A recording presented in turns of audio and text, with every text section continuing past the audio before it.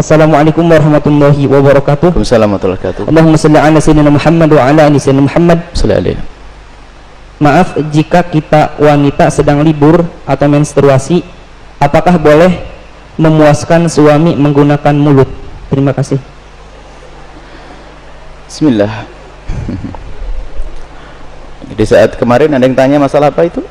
Jadi kalau sudah urusan hal semacam itu, mari kita tingkatkan wibawa majelis supaya tidak di majelis kita bicara sesuatu yang tidak pantas. Kemarin ada yang tanya masalah apa, lupa kemarin. Juga masalah-masalah yang sensitif seperti itu. Dan jangan membiasakan kita di majelis saat membicarakan hal yang demikian itu dengan dibarengi dengan guyonan, merendahkan syariat itu. Menjadi sebab barokahnya ilmu dicabut. Baik, kita bicara tentang syariat. Suami istri halal. Anda boleh berbuat apa saja suami istri. Bebas. Anda bersenang-senang dengan kupingnya, dengan rambutnya, dengan apa saja boleh. Halal.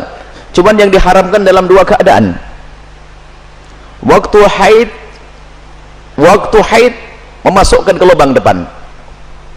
Memasukkan seorang suami alatnya ke lubang depan. Kemudian yang kedua yang diharamkan memasukkan ke lubang belakang.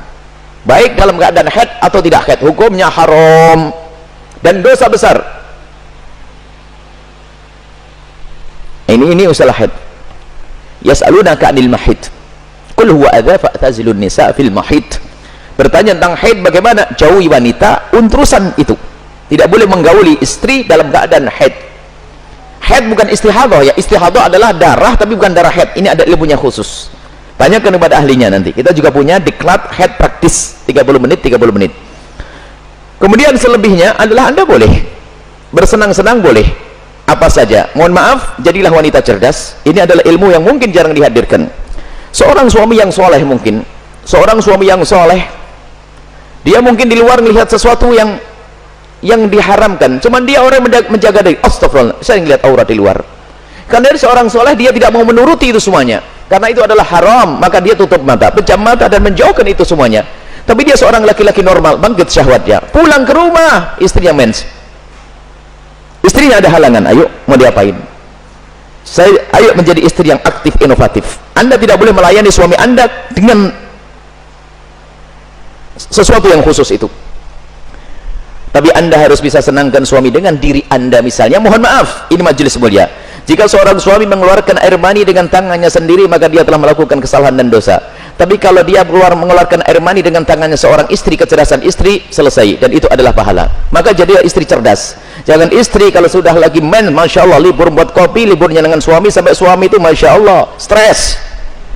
Anda bisa menyenangkan dengan diri Anda. Mohon maaf, mufakhadah di antara dua paha yang penting tidak masuk wilayah itu.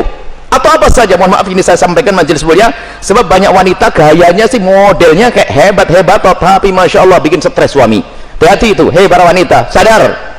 Senangkan suamimu dengan apapun yang Allah berikan kepadamu, dengan tanganmu, dengan apapun. Yang penting kalau Anda haid jangan masuk wilayah itu. Sebab kadang suaminya sampai ngenes sudah tidur, masak diwakin kopi enggak, sarapan enggak, bang beli makan di warung aja bang, yang ngoroknya yang digedekan. Wahai para istri yang solehah, Anda harus aktif dan inovatif. Ada ide-ide untuk menyenangkan suami. Adapun masalah mohon maaf yang ditanyakan dengan mulut, ketahuilah, hei para suami, engkau tidak boleh memaksa istrimu untuk melakukan itu, karena belum tentu dia nyaman. Kalau dia merasa jijik, Anda tidak boleh paksa. Haram atau sebaliknya. Tidak boleh egois seorang suami. Harus kau lakukan, tidak. Kenapa? Mohon maaf, karena itu adalah wilayah yang bukan wilayah bersih. Wilayahnya orang dari makanan yang bersih dibuang lewat mana? Lewat itu.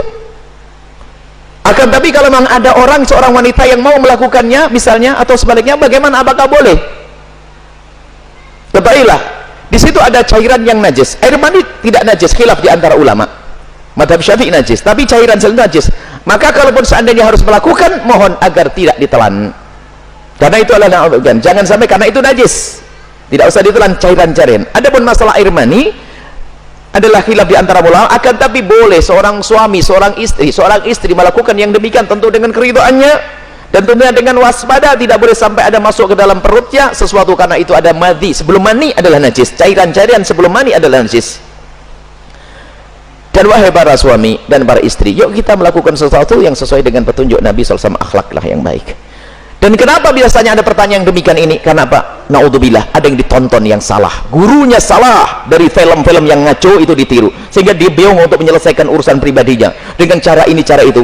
Tidak ada cara yang lebih indah dari diajarkan Nabi. Seorang laki-laki duduk di perempatan istrinya, maksudnya duduk di atas perut istrinya, di atas ini, itu adalah cara yang paling bagus. Nggak usah macam-macam, petunjuk dari Nabi. Itu hanya gara-gara sering nonton film kotor, makanya banyak pertanyaan aneh, tapi pun harus dijawab, harus dijawab, harus dijawab, selesai.